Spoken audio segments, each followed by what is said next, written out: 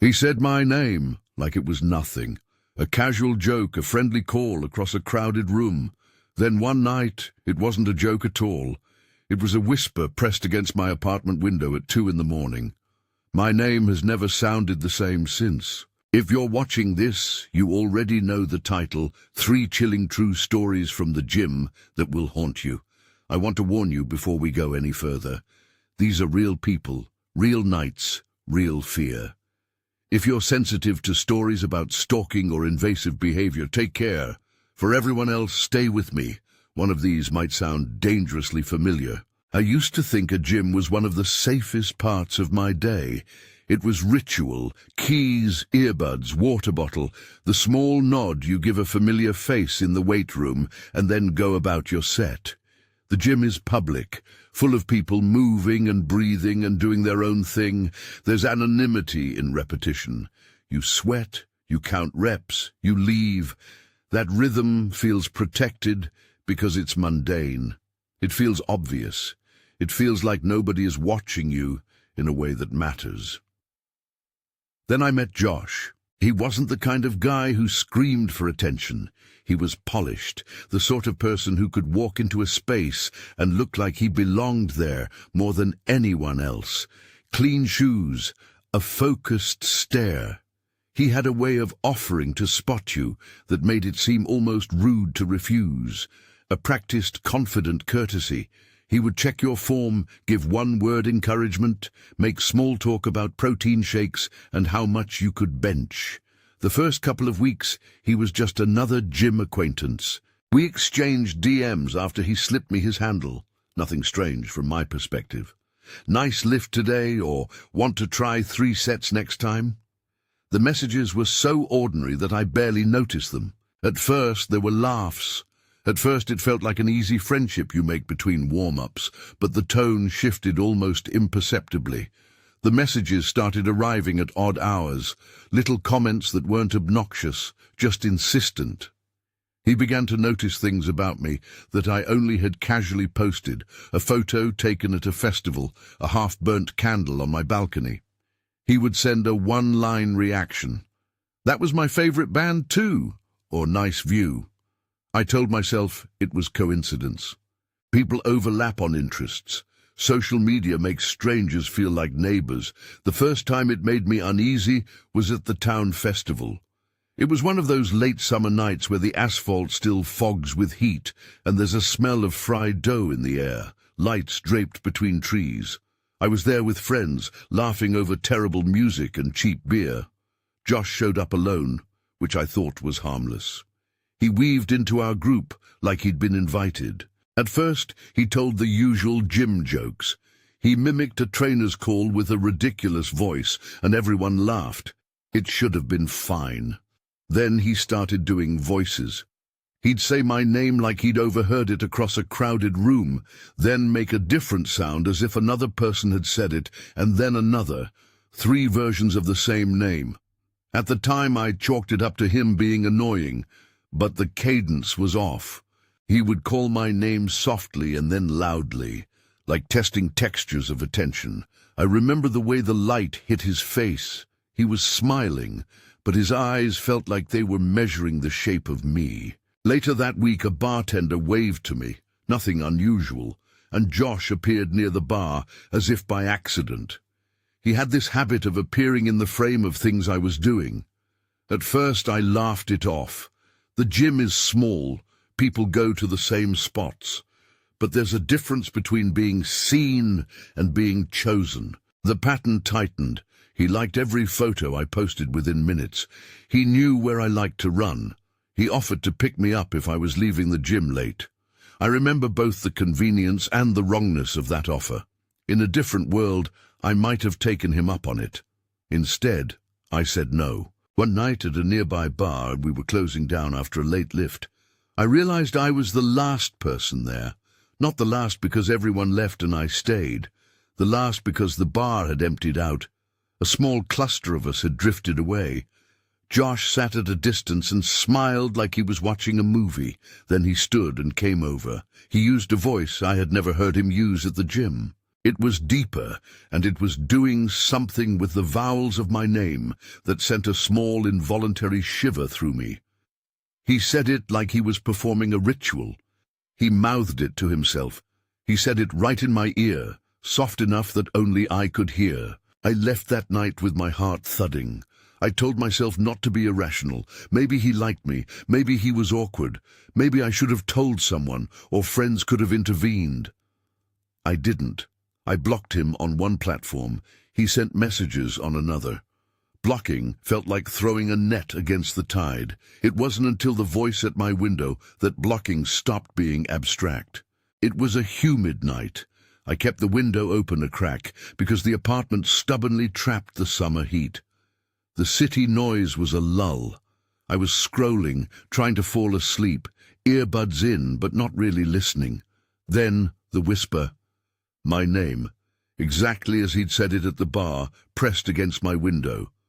Not loud, not a shout, just one syllable, pronounced with a patience that suggested the speaker had been standing there for a while. I froze.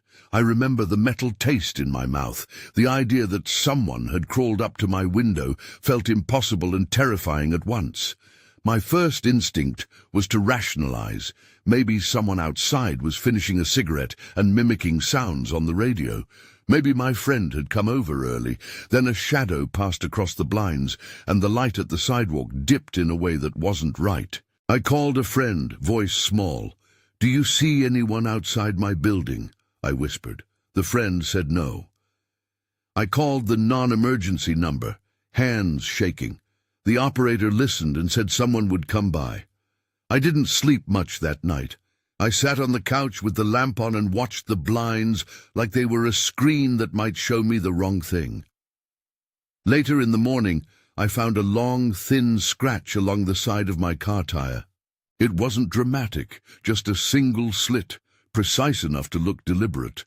A neighbor said maybe I hit the curb. That didn't sit right with me. The intersection of the whisper and the slit felt like a sentence. Someone had been marking me. After that, things became mechanical and exhausted. I documented everything. I saved messages and screenshots. I installed a cheap camera over my front door. When I learned how to angle it, I felt both empowered and foolish. Empowered because the world now had evidence of the way he had slid into my life. Foolish because even with footage, I still felt exposed.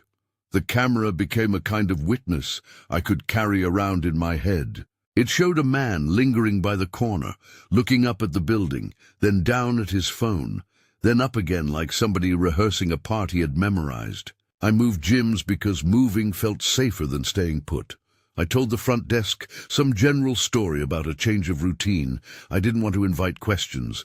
The new gym smelled different, chalk and ozone instead of rubber and old sweat. But the ritual was the same. New machines, new nods, new faces, except for the fact that every now and then I'd lay my towel down and look up and imagine him standing at the far end of the racks, watching me. The mind fills in a missing, scary face when it wants to. To this day, I keep my phone screen dark when I walk in and out of places, not from paranoia alone, but because I don't want to advertise my roots. It's funny how small things start to count. A set of keys clutched in my hand, a different route home, locking my bicycle even when I'm only leaving it for 5 minutes. I learned to notice the pattern of strangers' steps. I learned to listen for the cadence of names called as tests. I changed my habits in a way that felt like erasing parts of myself. The gym, my once safe space, had become conditional. I had learned that politeness has loopholes and friendliness can be pressure. People asked later why I didn't just confront him. Confrontation felt like handing him the script. I didn't want to be the scene in his theater. Besides, confrontation can be unpredictable. I wasn't sure what would happen if I matched his performance. So I relied on the police only in the sense that I called and reported, documented, and gave statements. The tire was misinterpreted by some as an accident. The slashed rubber was not legally dramatic enough for some kinds of immediate action. That bureaucratic slowness felt like a betrayal.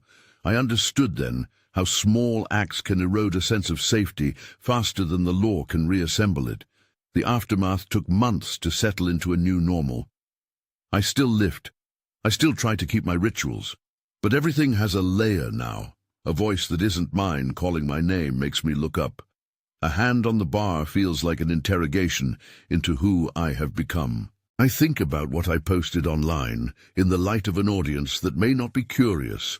They may be calculated. I learned to blur the edges of my life. Not everyone saw what I saw. Friends told me to be grateful it didn't escalate. I'm grateful too. Gratitude didn't stop the loss, though. Losing the comfortable routine of walking into the same gym and feeling like the world was predictable is a grief I didn't expect. When you spend part of your life trusting that public spaces are neutral, it is disorienting to discover they can be intimate battlegrounds. Two things about that period have stayed with me. One is the voice itself, the way it rearranged syllables of my name like someone with a key, rearranging the locks they hoped I would find safe. The other is the slashed tire, the tiny, precise incision someone left as proof that proximity is a language. If I'm sounding raw, that's because months later, the cameras on my building picked up someone standing near my window at night. I watched the footage over and over, not because it would make me feel brave, but because defenders and witnesses sometimes become the only story you can tell about yourself that is true. Before I move on to the next story, I want to pause for a second. If this is the sort of thing that pulls at you, those slow-burn invasions of privacy that start in places you think are safe, and you want more stories like this, consider subscribing. If you've experienced anything similar, tell it in the comments below. These stories matter because they help us name the pattern. Because if you think that was the worst of it, it wasn't. The second story begins in a tighter town, with friendships that predate gym memberships and a bad breakup that never really closed.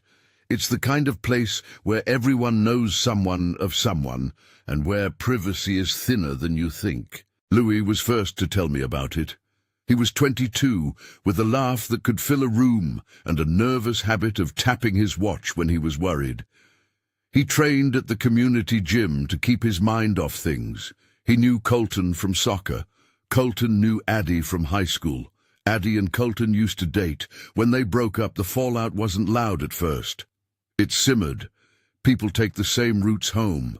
People keep the same friends. Sometimes breakups live in the margins, and the margins can get crowded. Lewis's voice went small when he started recounting the first night. He told me about the girl in the hoodie. I could see him leaning back on the bench, fingers tracing the seam of the upholstery as he tried to get the story right. It began with a glance. She was always at the gym when he was there, sometimes in the locker room, sometimes sitting on a bench like someone waiting for a show to begin. She had this way of being present that felt like it was more than coincidence. Once she smiled at him in a way that made him uncomfortable, like a person who knows the punchline and is already halfway through laughing. The first oddity was small. A girl in a hoodie lingering near the lockers after class, head bent down. She was crying one night when he walked by, tears streaking through the hood. Louis offered a towel. She declined. He remembers the way her voice sounded when she said she was fine, clipped, rehearsed. He thought about asking her name. Instead, he left with the uncomfortable image of an unnamed person who had attached herself to the same pockets of his life, the same showers, the same exit. Days later, she was in the parking lot, standing near a car and watching. Louis pulled his keys out earlier than usual, both hands on them like talismans. He remembers a cold that had nothing to do with the weather. He felt watched. When someone you barely know is suddenly consistent in the places you move, it feels like your map is being redrawn without your consent. Then came the knocks. One afternoon late, someone banged on his front door hard enough to make the frames vibrate. He froze, breath caught in his throat. He looked through the peephole and saw a hood retreating down the stoop. The hood jostled by someone who scrambled away before he could fully orient himself. He called Colton right away. Colton said he'd checked the cameras. A minute rolled into 10. The house felt vast and dangerous. How do you measure your own safety when the person with the keycard to your routine is someone who keeps showing up? Messages followed, not always coherent, sometimes just strings of words and then a photo he couldn't make sense of. One text in particular arrived from a number he didn't recognize. A grainy image of a knife laid flat on a kitchen counter. There was no caption at first, and then another message. You know where to go. Lewis's stomach dropped. He took screenshots and sent them to Colton. Colton's face in the video call went stone still. They decided to take the police seriously. This is where the story begins to change its angle. The town police were a presence that could be felt in the square on Saturdays, and it mattered. When officers came to Louis's house, they were professional and careful. They took statements. They collected the messages and the photo. They asked the usual questions about recent arguments, enemies, anything that might give this a root. Louis answered the best he could. He told them about Addie and about how she and Colton had been volatile. He told them how sometimes in small towns the intimate is public by default, and how that made the intrusion worse. The officers knocked on Addie's door. When they spoke to her, she admitted to being the one who had sent the photos. She admitted to showing up. She didn't apologize in the way people usually do in movies. She seemed resigned and small and impossible to place. The officers notified Louis that they were arresting her. That, in itself, felt like a relief. Legal intervention that matched the scale of the evidence. Louis said afterward that watching the cuffs close was a surreal sort of closure. Addie admitted to the harassment. She was taken away, but even as the cuffs clicked, Louis's voice hesitated. How did she get my address? He asked. That question lingered in the room longer than the arrest did. The police had their work to do. They had to follow leads and file reports. For Louis, the logistical answers weren't the point. The point was a small, private question turning public, the certainty that your roots and routines have an audience. He cancelled his gym membership after that. He didn't want to be around the familiar faces who might innocently be connected to the source of his fear. He moved his runs to early morning hours and started telling a friend where he was going. He put better locks on the doors. He changed his number. He checked his texts in chuckles that turned into phraseless alarms. He kept replaying the image of the knife, not in a hunger for violence, but in the acute knowledge of how easily boundaries can be signaled and then crossed. And just when he began to feel a little better, something else happened, something that came in the shape of spectators and whispers, and a neighbor at a bar who said they'd seen someone sit in a car for an hour outside Lewis's house. The arrest didn't stitch the world back together. It didn't answer everything. It offered a legal closure of sorts and a bureaucratic outcome, but the fear remained a footprint pressed into his life. We're going to pause that story here, in the middle of things, because it's important to feel the way these threads don't always neatly tie up. They braid into the way you move through a town, the way you let strangers cross your paths. In the next story, the third one, the watcher is quieter, almost invisible at first. He doesn't call names.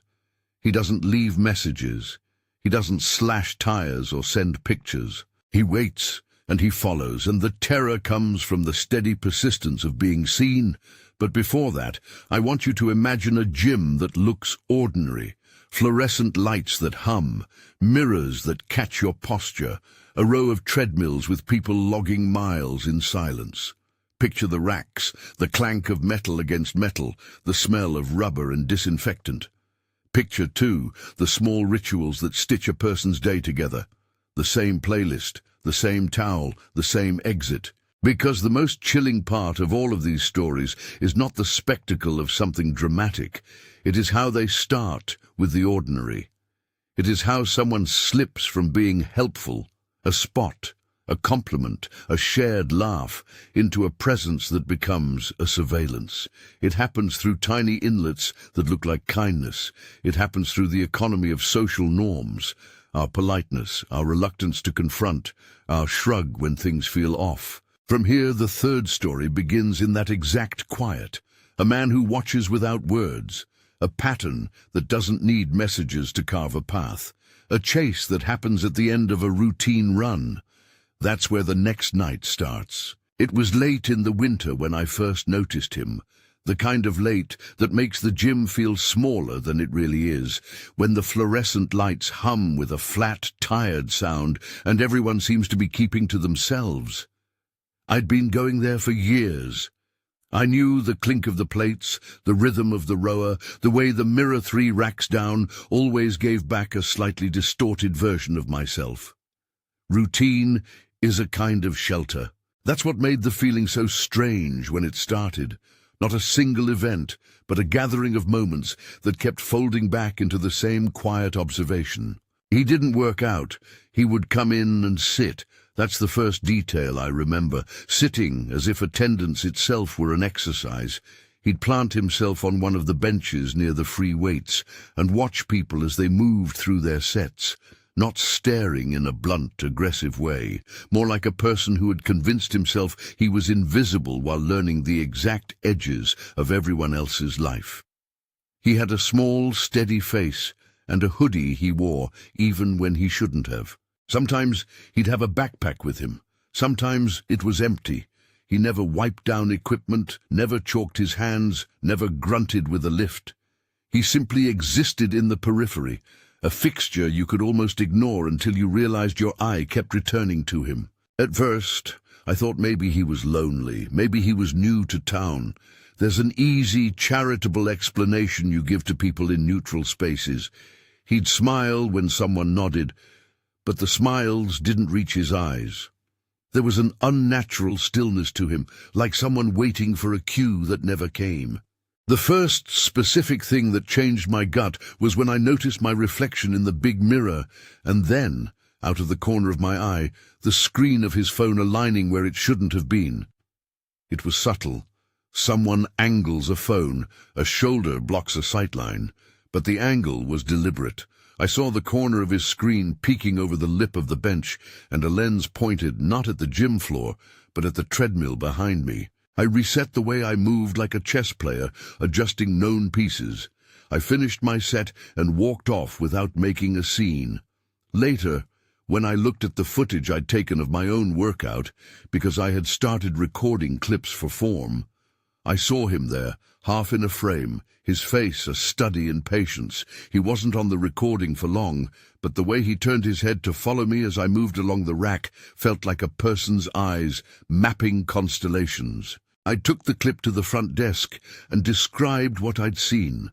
The manager watched it with a raised eyebrow and promised to ask him to leave if he caused trouble. He smiled like someone who had heard club complaints before.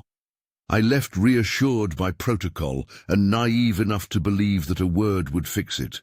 It didn't. Over the next weeks, the pattern thickened. He started appearing in places I didn't expect. A bar across the street where I sometimes met a friend for a drink. A coffee cart downtown on my way to run. A bench by the river where I would stretch. He never approached. He never spoke. He was a shadow that preferred proximity to contact. A presence that was satisfied by being close enough to see the edges of a life without entering it. The lack of confrontation made it worse. You begin to fill in intentions for him, because his silence becomes a demand that you interpret him. It was the run that made it unmistakable. I'd been training for a half-marathon and had built a route that snaked through a park and along a stretch of trail that had been my solace for years. The path was lined with oaks that threw shade, and if you ran at dusk, you could count the dogs and joggers and the occasional rehab exercise cyclists. On that evening, I set out with my playlist low and my head in the easy rhythm. About a mile in, I looked over my shoulder, and there he was, not far behind. I thought it might be coincidence. Strangers end up on the same route all the time. But he matched my pace like a slide following a projector. I felt it like a pebble in a shoe that you can almost ignore, and then cannot. My steps tightened. I tried to widen the distance, and his did. only to reframe when I settled back. He mirrored me. If I picked up speed, his steps fell into the same pattern, like a metronome catching up to mine. There's a particular panic to being followed by someone who won't announce himself, because the mind scrambles to make him legible. Is it chance? Is it planned? Is it curiosity? The questions rush past each other without answers. A small park, benches, and a narrow footbridge separated us from the city streets. I felt the adrenaline rise, a thin wire humming in my head, and I turned to confront him. The thing I had resisted because confrontation felt like scripting his performance. When I stopped, so did he, at the edge of the shade. He raised his hand as though to say something, then lowered it and began walking away. It was such a minor, unquantified gesture, but it felt like a closing. He had been tested and had chosen his retreat. I kept running, heart pounding, and I told myself the path was uneven, and maybe that was it. Maybe I'd simply made a poor assessment. 3 nights later, I saw him in a place he shouldn't have been. The small bar next to the gym, the one I sometimes stopped in for a beer after a long lift. The place was quiet, a half-dozen people scattered on stools, the bartender polishing a glass. I remember the smell, lemon and old wood, and the flicker of a TV with the closed captioning on. He sat 2 stools down from me and didn't order anything. He watched the room in a slow sweep, his head turning the way a person might when they're trying to memorize a room.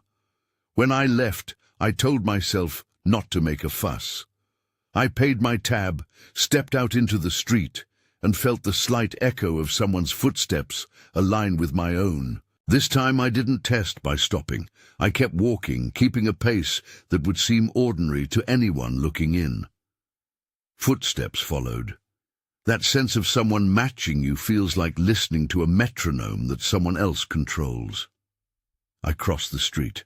The footsteps crossed with me. I moved down a side alley, and the sound of someone walking stopped just at the mouth of the alley. I paused and peered back. The man stood under the halo of a streetlight and watched me. His face was blank, the hoodie pulled up. There was no visible phone, no signaling, no indication he'd been filming. But the timing of his presence, his refusal to draw attention to himself, made it clear enough. He was following me because he wanted to observe what I did and where I went. That was the night I started to carry my keys between my fingers, like a talisman. That was the night I began to tell a friend where I was going, not because I believed the gesture would change him, but because speaking my route aloud felt like an anchor. The true break came the afternoon he was caught on camera from a neighbor's porch. A woman who lived 2 doors down had installed a Ring camera after a break-in in her building. She pulled footage and noticed a man who seemed to linger in the background of clips showing people heading into the gym. On one clip, he crouched slightly by the bushes and pointed a phone in a deliberate way, angling his device toward the gym's side entrance where people passed to and from the sidewalk. The pixelated footage was grainy, but enough to show a body and an intent. She shared it with me. The image of him crouched in the dark had the same patient cruelty I'd felt when I was aware of his presence. I took the clip to the manager again, and this time the staff reacted with visible concern. They reviewed security footage and confronted the man. He left before they could question him fully, like a ghost evaporating at daylight. What came after was a blend of practical steps and a persistent corrosive unease. The gym put up a notice. No loitering, no filming, staff will monitor exits. They escorted him out when he appeared. For a while, I felt a reprieve. People like a clear rule. They like when a sign carves a boundary in the air and then someone enforces it. But enforcements are fragile. They rely on vigilance and stamina. He would skip a week, then show up again. He'd take a different bench. He'd stand in a shadow and then, in the economy of his silence, reappear in the perimeters of my life. The recurring presence started to grind. It taught me that prevention is not the same as safety. The real confrontation that created a tangible physical edge was a run that ended in the kind of chase no one trains for. I was coming back from a longer run than usual, lungs burning in the cool air, when I realized he had been behind me for 3 miles. That was a window where I could have stopped at someone's porch or knocked on a door, but the trail I was on wove through a section that was less populated at dusk. My phone battery sat at 20%. I had no plan. The natural thing I did was pick up my pace and hope distance would solve the problem. When I picked up speed, he matched it. His steps were not hurried. They were the calm calculus of a person refusing to be dislodged by motion. My chest tightened, and the world reduced to the sound of shoes on gravel and the shallow whir of my breath. I considered shouting, considering that public noise might attract someone. But the park was thin that evening. A couple walking a dog ahead, a cyclist bending into a curve. I accelerated, a sprint that felt both instinctive and senseless, and he accelerated with me. The imbalance of control was the scariest part. I could move, and he could choose to stay or to follow. We rounded a corner, and the trail opened to a wider stretch where a few streetlights faded into a dimness that felt designed to hide a person. I saw a passerby, a woman tying her shoe on the curb. And I made a gamble, the kind you make when you think the world still contains strangers who will not look away. I shouted for help. My voice sounded high and ridiculous, but the woman looked up. She heard the rhythm of matching steps behind me and then turned, saw the figure that had been matching my pace, and stood up. Her intervention was a single human thing. She placed herself between me and the man, and she addressed him in a straightforward voice, asking if he was okay and if he was following me. The man paused as if confronted by a mirror. For a moment his face read like a questionnaire being filled out. Then he diverted, taking a few steps back and then turning off the trail toward the tree line. He slipped into the woods with the patient indifference of someone who had never expected to be stopped. In the way small civic moments do, the woman then called the police, gave a statement, and walked me to my car while I tried to untie my own breath from my chest. There was no dramatic arrest that night. The man retreated into trees, like an idea evaporating. The police took reports. They said they would patrol the area. They asked me to save a description. They collected the footage the neighbor had, and I gave them a list of times I'd seen the man. There was an officialness to the forms that felt both comforting and insufficient. The officer who spoke to me was kind but real. He explained that without a more direct act, an assault or a provable instance of filming that could be tied to a specific crime, options were limited. I don't remember the exact words. I remember the combination of tenderness and practical limitation in his tone. What followed was a pattern I recognized from the other stories: cancellation, avoidance, and then the slow work of building trust in small steps. I cancelled my membership at the gym. It felt like losing a limb. The recurring presence of the watcher had turned a sanctuary into a place of calculated risk. I shifted to home workouts and joined a different gym across town with an indoor-only layout and strict entry policies. I stopped running at dusk. I learned to prefer sidewalks with other people. I told close friends my schedules. The list of small changes read like surrender at times. I was giving up the thing I enjoyed because a stranger decided he liked knowing where I went. The emotional residue lingered longer than the practical changes. The brain remembers the cadence of steps behind you the same way it remembers the smell of a place. For months, I woke at odd hours, convinced I heard a footstep on the porch that wasn't there. When I saw someone in a hoodie at a coffee shop, I felt my pulse quicken unfairly. My world contracted into lit paths and phone-lit maps. It took a long time to let the perimeter widen again, even after I moved across town, because, ultimately, leaving felt like the only way to make my life feel private again. There was a period where I carried the echo of the watcher with me, as if his silence had become a shape my days had to navigate. There's a peculiar form grief takes when what you lose is not a thing but a feeling, the ease of going somewhere and trusting that you have no audience with ill intent. In the space of months, the gym, which had been a neutral ground, became a location with risk attached. For everyone reading, this is the crucial thing to understand. These behaviors do not always look like threats at first. They nurse themselves in small access points, sitting, watching, following the rhythm of your life, and then they escalate into a presence that starts to mark your days. Across the three stories, the polished charm that became invasive, the ex who crossed a line into criminality, the silent watcher, there's a shared pattern. Each begins in ordinary interactions, each grows through repetition, each exacts a similar cost, the loss of a routine and the recalibration of how one moves through public spaces. It's not simply that people are dangerous, it's that the systems and small courtesies we rely on can be weaponized by someone who knows how to slip into another person's orbit and never announce their real intention. In the aftermath, we did practical things because they helped. We documented saved screenshots, called the police when we felt in real danger, and told people where we were going. We installed cameras if we could. Some of us changed gyms, changed routes, changed phone numbers. Those steps are not heroic. They're adjustments to a world that didn't protect our privacy, and they are reasonable responses to a threat that made itself known in the patterns of our days. But there's also the quieter aftermath that lives in decisions you make every morning, where you jog, when you answer messages, how you socialize. There is a vigilance that is not the same as courage. It's learning to live with the possibility that being seen will sometimes be a risk. That truth is part of what makes these stories stick.